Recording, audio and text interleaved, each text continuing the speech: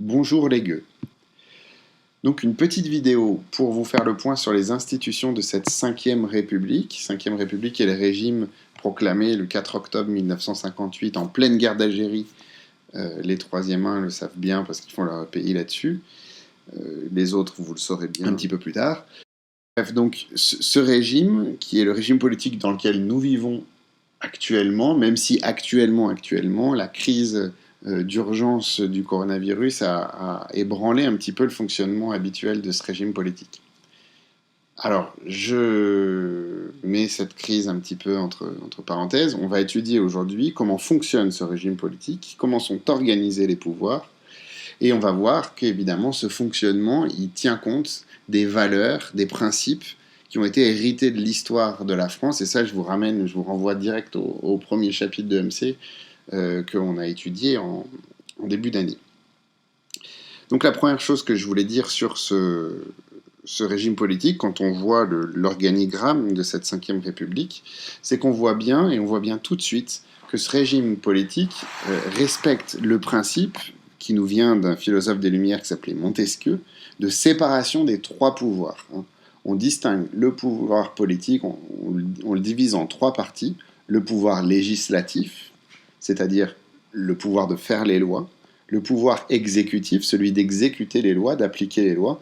Et enfin, le pouvoir judiciaire, c'est-à-dire le pouvoir de juger ceux qui enfreignent les lois.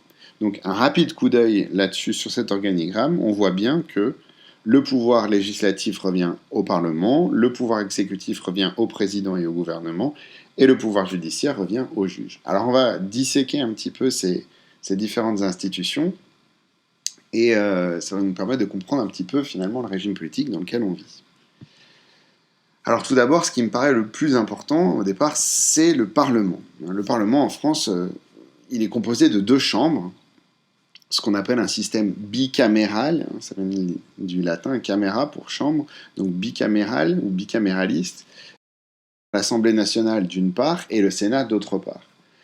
L'Assemblée nationale qui siège à Paris, au Palais Bourbon, dont vous avez déjà entendu parler, notamment lors des émeutes du 6 février 1934, où les ligues d'extrême droite avaient tenté de rentrer, la police avait dû se cacher derrière les colonnes du Palais Bourbon, et pour tirer sur la foule.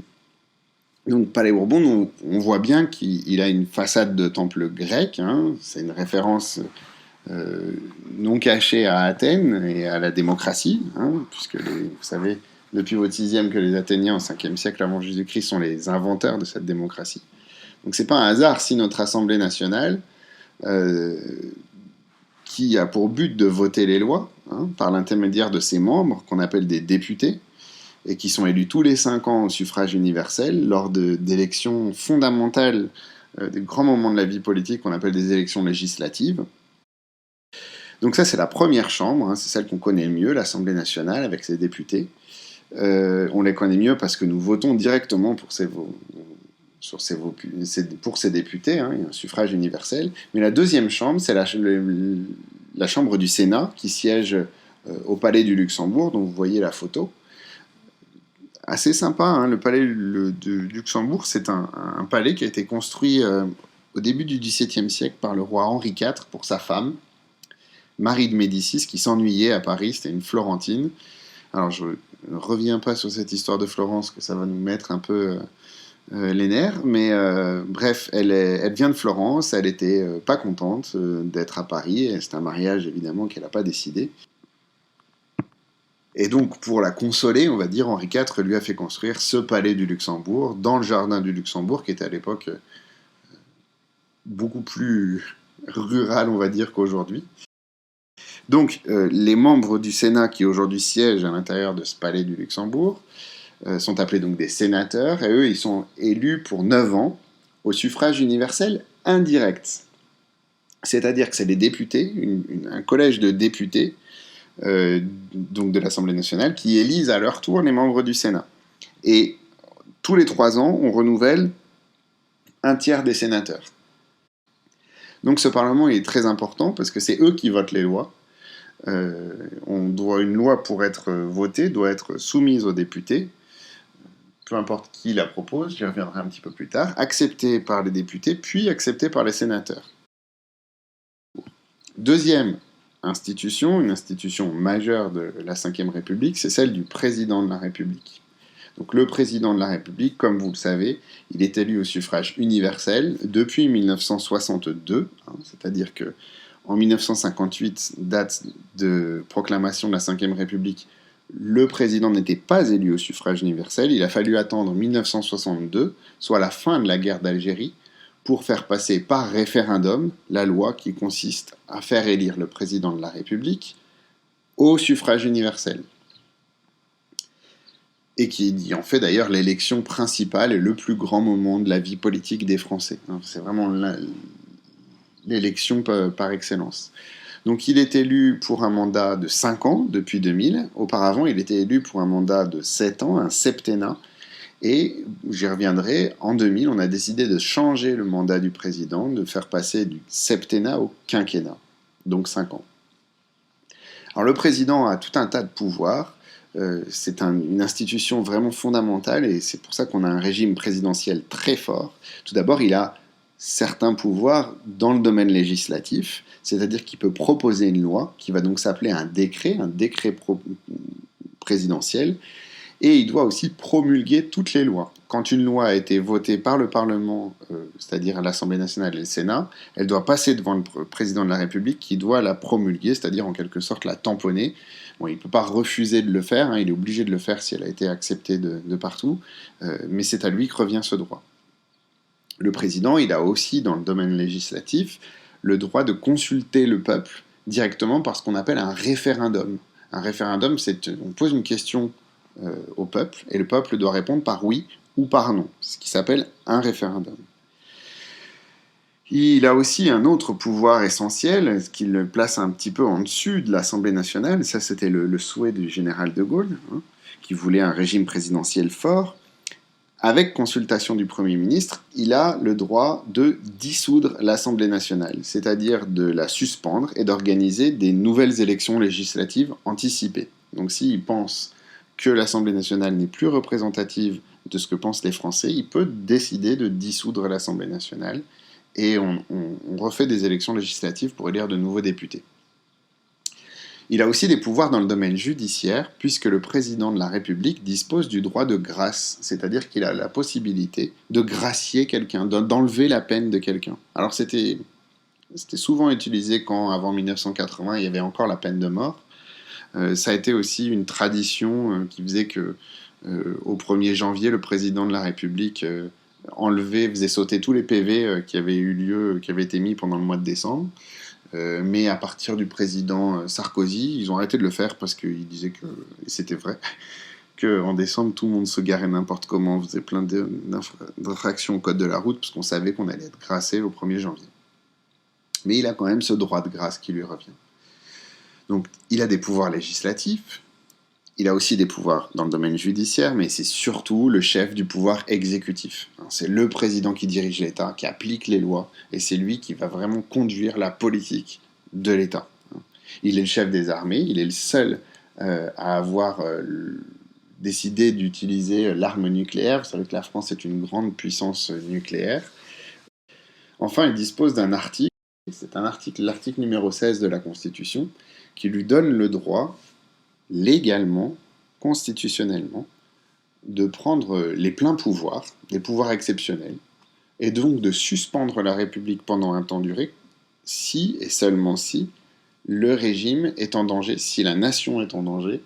Et c'est arrivé une fois, en pleine guerre d'Algérie, le général de Gaulle a pris les pleins pouvoirs, et donc il y a un risque à ce qu'il ne les rende pas, ces pleins pouvoirs, et qu'il installe donc une dictature. Donc c'est quand même dans cette constitution la possibilité de suspendre la République et de réunir les 3 pouvoirs, législatifs, exécutifs et judiciaires, entre les mains d'un seul homme.